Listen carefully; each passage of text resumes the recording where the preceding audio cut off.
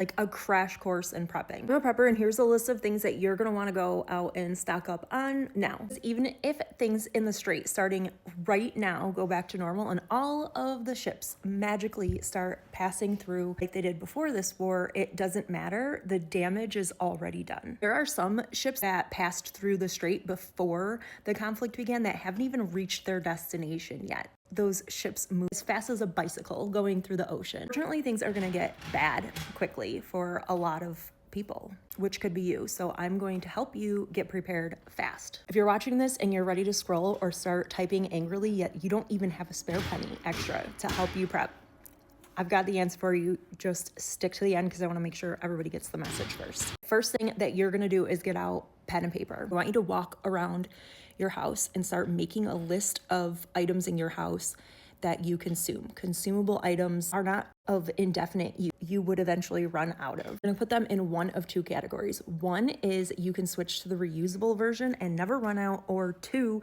you're going to buy a couple extra of. If you have any examples that I don't say really quick, throw them in the comments because sometimes people just don't even think to switch to reusable. I made a really quick short list. A bidet, get a bidet. You don't need toilet paper. Dry with a washcloth, a rag. Butt's clean at that point, get over it. Your butt is cleaner with a bidet. Reusable menstrual products, whatever type it is that you prefer to use. Reusable napkins, reusable paper towels. I have cute ones that I leave on the counter on a roll, and then I have microfiber ones for cleaning that really like grab the dirt a lot better. Want to switch and get like reusable silicone Ziploc bags or mason jars or just reusable food storage. Microfiber face pad things to for makeup remover or micellar water, whatever. All those consumables that you're willing to switch to reusable, congratulations, you're doing good for the earth and for your wallet in the long run. Put it in the column where you're going to start using reusable. In the second column, you're going to put consumables that you can't replace. You're really hooked on the kind that you use. Specifically, let's say you have to use Windex brand window cleaner. In a pinch, just use vinegar. Vinegar is so multi-use that I would rather grab vinegar than Windex. Don't stock up on a bunch of stuff that you're not going to use. Only buy things that you are going to consume in the future. Please don't buy out the whole store. We don't need to be doing that. Consumables that you're going to want to buy a couple months ahead. Let's say you use 1 bottle of shampoo a month. You're going to buy 3 bottles. And then next month when you run out, you're going to buy 1 bottle, put it in the back of your stash, in the back of your rotation, so you always have 3 months worth of shampoo. And you're gonna do this for anything and everything that you consume in your house that you are not willing to go without. Generally speaking, it's going to be better for soaps, detergents, to get the bar version rather than the liquid version because they have a longer shelf life. You can store them in a waterproof bag and they'll last pretty much indefinitely. Even though I generally use liquid detergent, I do have 2 bars of the Zote. I don't know if I'm saying it right, but I do have 2 bars of that in an emergency that barely takes up any space, a cheap alternative. So I'm not really too worried about fighting people at the store for laundry detergent. I love shampoo and conditioner bars. They take up so much less space than shampoo and conditioner, but if you're like hooked on Olaplex, maybe grab an extra one of those now. Now you've got those 2 lists so you can kind of sit down and relax, sort through what you're actually purchasing.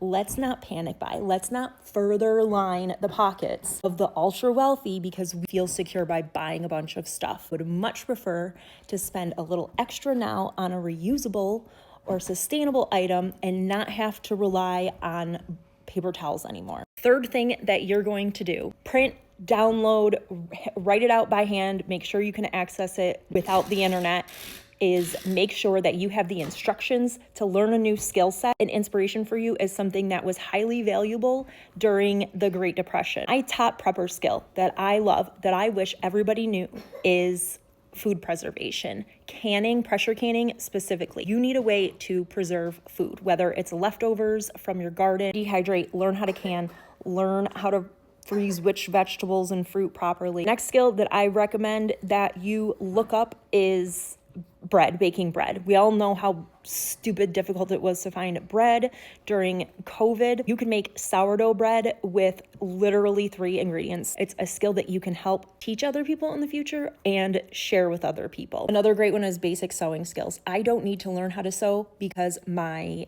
sister is a seamstress. shout out. There are skills that I know that she doesn't have to learn. Ties into number 4, really reach out to those community resources that you have, like swap shops, food pantries, and see what everybody can do for each other, because that is how people survived the Great Depression. Last message that I saved for the end, for the people saying that they don't have money to prep. You don't need money to prep. Skills are 100 times more valuable than stuff. You can even trade your skills, your knowledge, for the stuff that you need. 5 extra skills. Figure out how to change somebody's oil in exchange for a loaf of bread.